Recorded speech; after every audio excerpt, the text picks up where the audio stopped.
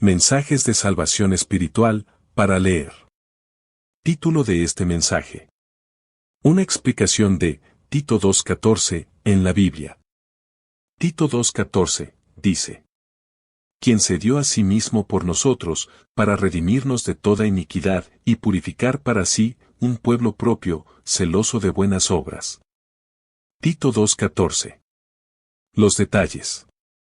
¿Por qué Cristo se dio a sí mismo por nosotros? Primero, quería un pueblo propio, celoso de buenas obras. Es lo que quería para sí mismo. Segundo, quería redimirnos de toda iniquidad. Es lo que hizo por nosotros. Pero más que todo, Cristo se dio a sí mismo por nosotros, en honor al amor. Dios ha amado tanto al mundo, que dio a su Hijo unigénito, para que todo aquel que en él cree, no se pierda, sino que tenga vida eterna. En este acto, ha sido necesario, un despliegue de amor, tanto de parte de Dios, como también de Jesucristo. Dios no forzó a Jesucristo, a que lo hiciera, sino que nuestro Salvador estuvo de acuerdo con Dios, en ofrecerse como un sacrificio vivo. Es que el verdadero amor es sufrido, es benigno, no tiene envidia, no busca lo suyo, no se irrita, no guarda rencor, etc. De modo que el amor de Cristo, hacia los humanos, está al mismo nivel que el amor de Dios, también hacia nosotros. El versículo, Tito 2:14, dice, para redimirnos de toda iniquidad. El verbo, redimir, está ligado, y a la vez, nos hace pensar, en un precio, o en un rescate. Desde un principio, Satanás y sus demonios han hecho un gran esfuerzo por mantenernos cautivos en el pecado, el cual siempre está opuesto a los propósitos de Dios. Por eso, la humanidad entera, antes de Cristo venir al mundo, estuvo viviendo en iniquidad. Es decir, la tendencia de los hombres y las mujeres del mundo era vivir sin ley delante de Dios, poniendo a un lado la voluntad de Dios.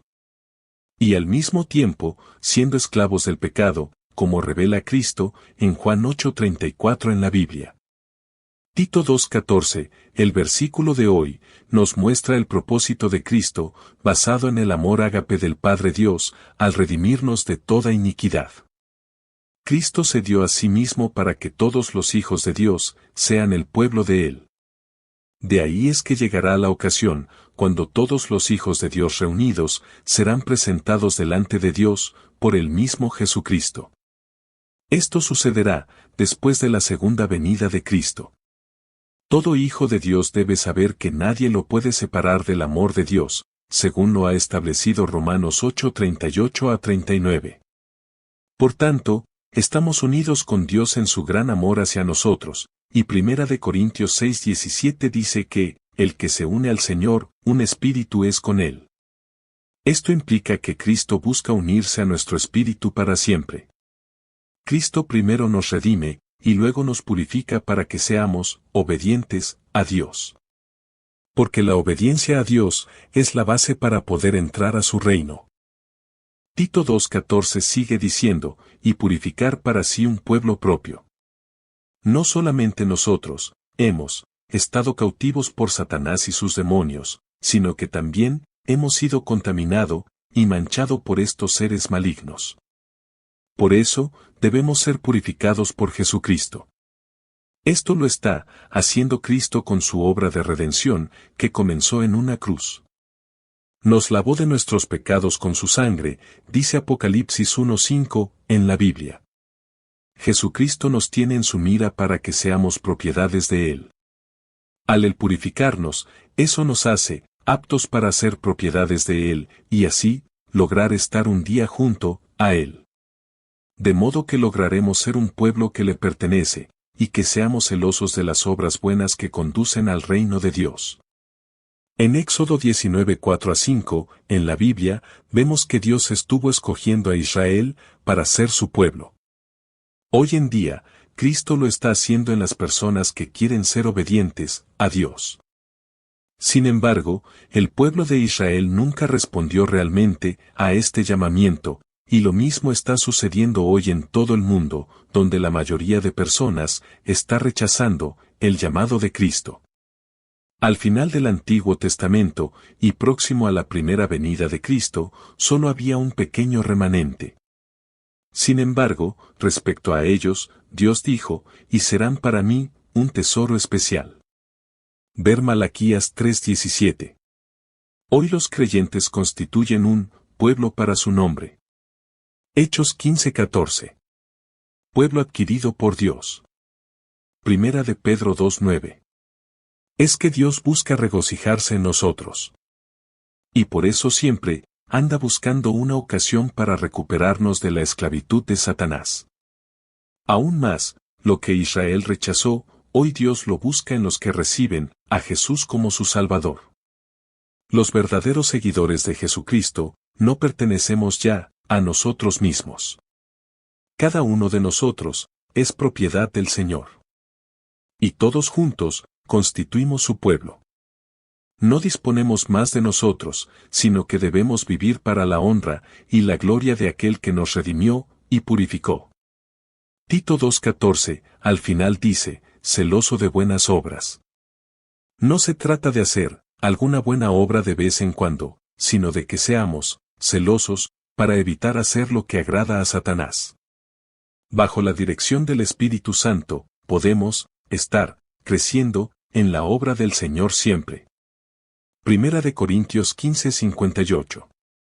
Las buenas obras son las que Dios preparó de antemano para que anduviésemos en ellas. Efesios 2:10, en la Biblia. Es decir, cada manifestación de una vida nueva que nos es dada, es una obra buena. Por eso, los incrédulos no están en absoluto en condición de hacer buenas obras en el sentido divino. Por más nobles que puedan ser sus actos. Porque sin fe, en Dios, es imposible agradar a Él.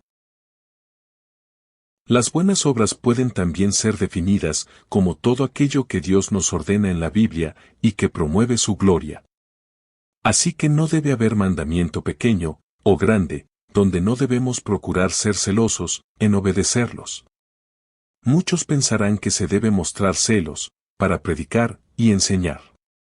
Pensarán que uno debe ser celoso en evangelizar, en invertir para el reino, en defender ardientemente la fe, etc. La realidad es que los ancianos en una congregación deben mostrar celos cuando son sobrios, sanos en la doctrina y en la paciencia. Las buenas obras pueden ser hechas a favor del prójimo, sean creyentes o no. Y tienen por objetivo primordial agradar a nuestro Señor, para que Él sea glorificado por ellas. El celo santo nos impide caer en la hipocresía. El pueblo por el cual Cristo murió, cela. Desea apasionadamente las buenas obras, y su alma arde en su interior por obedecer. Este celo es una virtud maravillosa que vence la indiferencia y nos hace diligentes y dedicados al servicio a Dios. Ver Tercera de Juan 1:5-6 en la Biblia. Jesucristo se entregó en la cruz para proveernos redención. Él murió por la salvación de su pueblo, y en esto está el punto culminante de una vida de celo santo, por hacer la voluntad de Dios. Dios quiere un pueblo celoso de buenas obras. Pero, ¿a cuál obra se refiere? Gálatas 2:16 en la Biblia, dice, sabiendo que el hombre no es justificado por las obras de la ley, sino por la fe de Jesucristo, nosotros también hemos creído en Jesucristo, para ser justificados por la fe de Cristo, y no por las obras de la ley, por cuanto por las obras de la ley nadie será justificado. Las obras del Antiguo Testamento fueron cumplidas por Cristo. Él dijo, no piensen que he venido para abolir la ley o los profetas. No he venido para abolir, sino para cumplir. Mateo 5:17. Después de la muerte de Cristo, en la cruz, la salvación ya no es por obras. Ahora es por gracia. Ver Efesios 2:5-8.